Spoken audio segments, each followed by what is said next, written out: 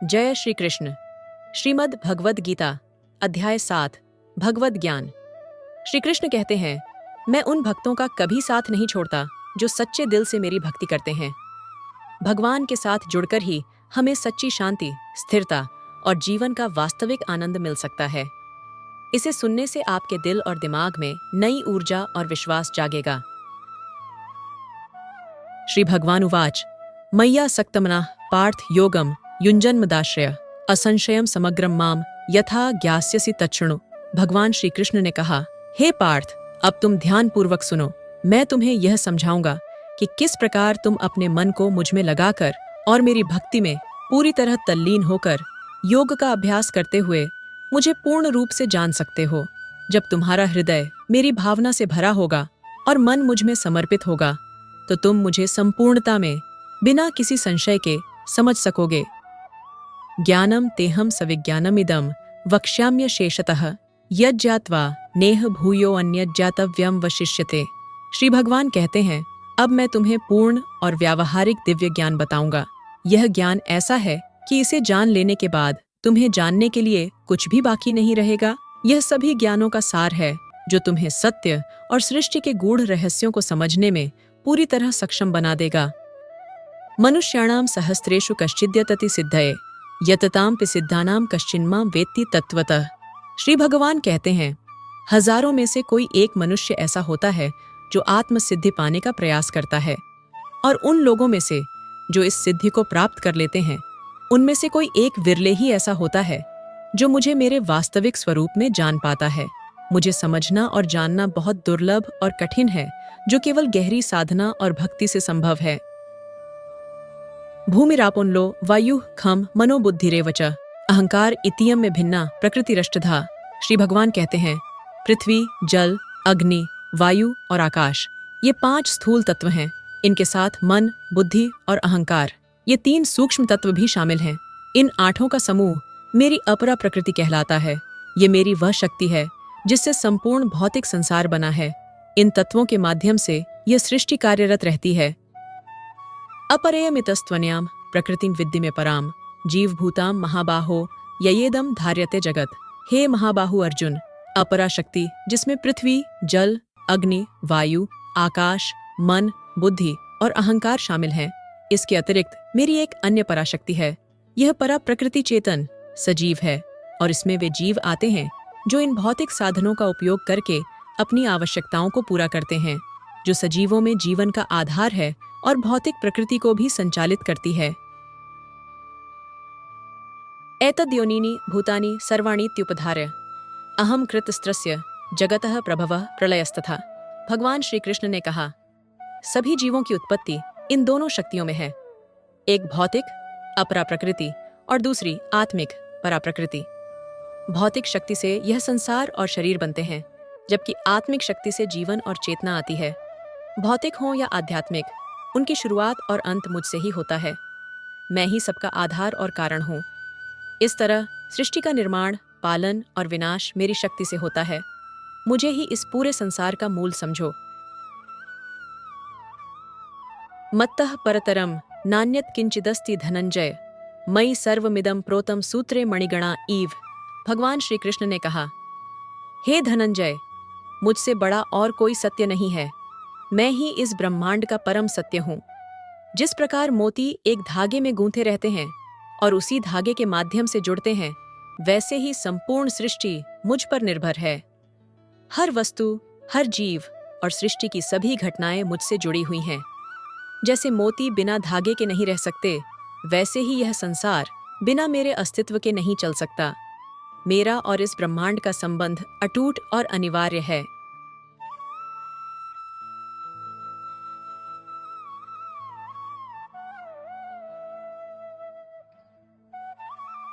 श्री कृष्ण कहते हैं, हे कुंती पुत्र, मैं जल का स्वाद हूँ जो जीवन के लिए आवश्यक है। मैं सूर्य और चंद्रमा का प्रकाश हूँ जो इस संसार को रोशन करते हैं। मैं वैदिक मंत्रों में ओंकार हूँ जो सभी वेदों का मूल है, जो हर पवित्र शब्द और ऊर्जा का मूल है।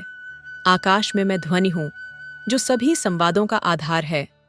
मैं मनुष्यों में सामर्थ्य हूँ जो उनके कार्यों को शक्ति और ऊर्जा प्रदान करता है। इस प्रकार मैं इस सृष्टि में हर जगह और हर रूप में मौजूद हूँ। पुण्यो गंधः पृथिव्यां च तेजश्चास्मि विभावसौ जीवनम सर्वभूतेषु तपश्चास्मि तपस्विषु।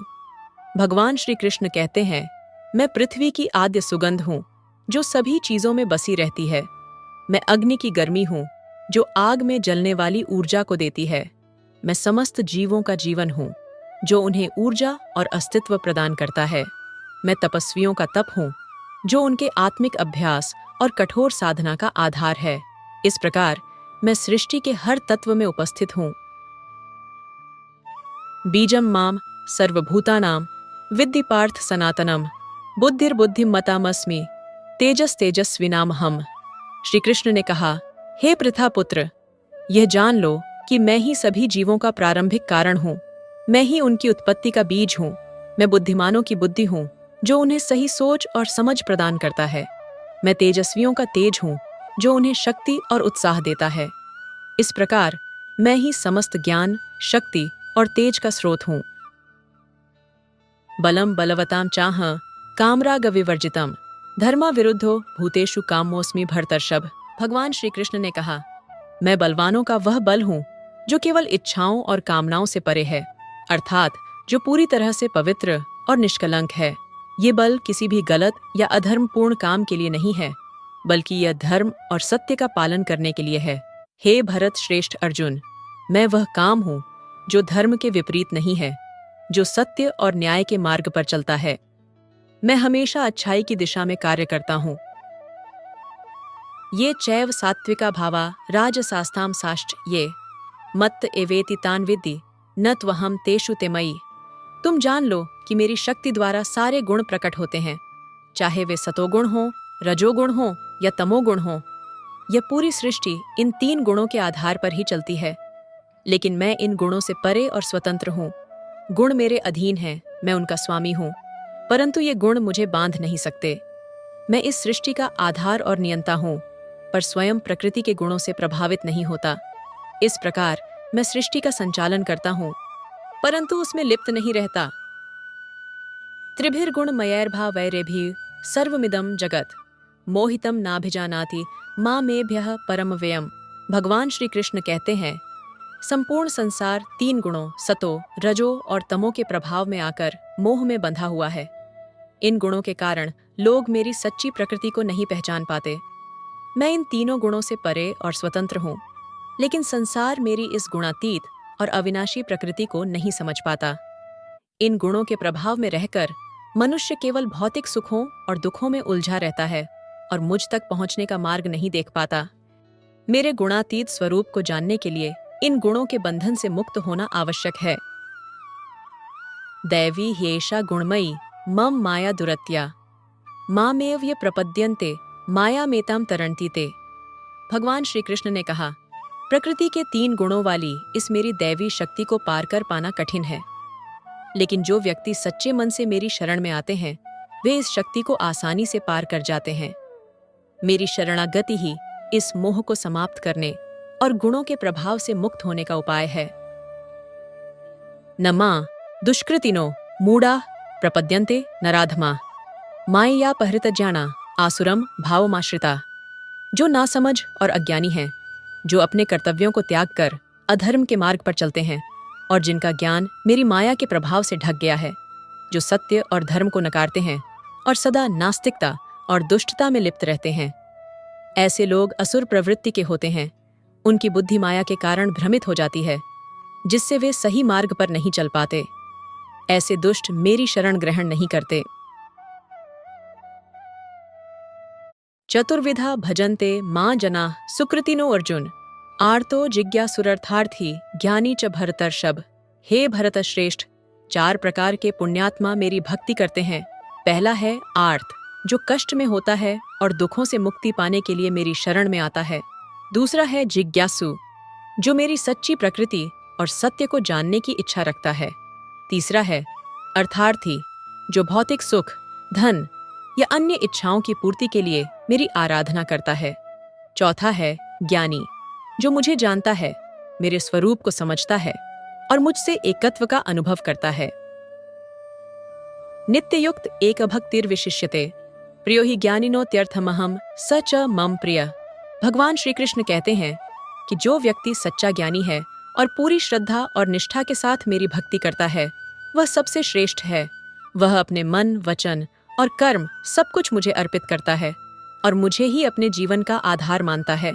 ऐसा भक्त मुझे बहुत प्रिय है और मैं भी उसे अत्यंत प्रिय हूँ। वह मुझे ही अपना अंतिम लक्ष्य मानता है। उदारा सर्व एवैते ज्ञानी त्वात्मैव मे मतम आस्थितः स ही युक्तात्मा मामेवानुत्तमाम गतिम। निस्संदेह सभी भक्त महान हैं, लेकिन जो मुझे अपने सच्चे ज्ञान से समझता है वह मेरे लिए सबसे विशिष्ट है। ऐसा ज्ञानी भक्त मुझे अपने समान प्रिय होता है, क्योंकि वह मेरे दिव्य स्वरूप को समझता है और मेरे साथ एकात्म हो जाता है। वह मेरी सेवा में निरंतर तत्पर रहता है और मुझे ही अपना सर्वोच्च लक्ष्य मानता है। उसकी भक्ति और ज्ञान उसे मुझसे पूरी तरह से जोड़ देते हैं। बहूनाम जन्मनामन्ते ज्ञानवान् मां प्रपद्यते वासुदेव सर्वमिति स महात्मा सुदुर्लभे। श्री कृष्ण कहते हैं कि मनुष्य एक ही जन्म में सच्चे ज्ञान को नहीं समझ पाता। अनेक जन्मों तक ज्ञान और साधना करने के बाद जब किसी को सच्चा ज्ञान प्राप्त होता है तब वह यह समझता है कि मैं ही इस संसार का आधार और मूल कारण हूँ। ऐसा व्यक्ति मेरी शरण में आकर मुझे ही सब कुछ मान लेता है। ये महात्मा अत्यंत दुर्लभ होता है, क्योंकि सच्चा ज्ञान और समर्पण बहुत ही कम लोगों को प्राप्त होता है। कामैस्तैस्तैर्हतज्ञानाः प्रपद्यन्ते अन्य देवता तम तम नियमास्थाय प्रकृत्या नियता स्वया। जिन लोगों की बुद्धि भौतिक इच्छाओं से प्रभावित होती है वे भगवान की बजाय विभिन्न देवताओं की शरण लेते हैं। अपनी इच्छाओं को पूरा करने के लिए वे अपने स्वभाव और इच्छाओं के अनुसार अलग अलग देवताओं की पूजा करते हैं। इस पूजा के लिए वे विशेष विधि विधानों का पालन करते हैं। भौतिक इच्छाएं उनके मन को बांध कर रखती हैं, जिससे वे ईश्वर को जानने का प्रयास नहीं करते। यो यो यान यान तनु भक्तः श्रद्धयार्चितुमिच्छति तस्य तस्याचलं श्रद्धाम तामेव विदधाम्यहम्। श्री कृष्ण कहते हैं कि मैं हर जीव के हृदय में परमात्मा के रूप में निवास करता हूँ। जब कोई व्यक्ति किसी विशेष देवता की पूजा करने की इच्छा करता है तो मैं उसकी श्रद्धा को मजबूत कर देता हूँ। इससे वह पूरे विश्वास और भक्ति के साथ उस देवता की पूजा कर पाता है। यह मेरी ही शक्ति है जो उसकी आस्था को स्थिर बनाती है, ताकि वह अपनी भावना के अनुसार आराधना कर सके। सीतया श्रद्धया युक्तस्तस्याराधन मीहते लभते च ततः कामान्मयैव विहितान् हितान्। श्री कृष्ण कहते हैं कि जब कोई व्यक्ति अपनी इच्छाओं को पूरा करने के लिए पूरी लगन से देवता की पूजा करता है, उसकी मनोकामनाएं भी पूरी हो जाती हैं। लेकिन असल में ये सारी इच्छाएं पूरी करने वाला मैं ही हूँ। देवता सिर्फ माध्यम है, लेकिन शक्ति और फल देना मेरे द्वारा ही होता है। अंतवत्तु फलम तेषां तद्भवत्यल्पमेधसाम् देवान्देवैजो यान्ति मद्भक्ता यान्ति माम्पि।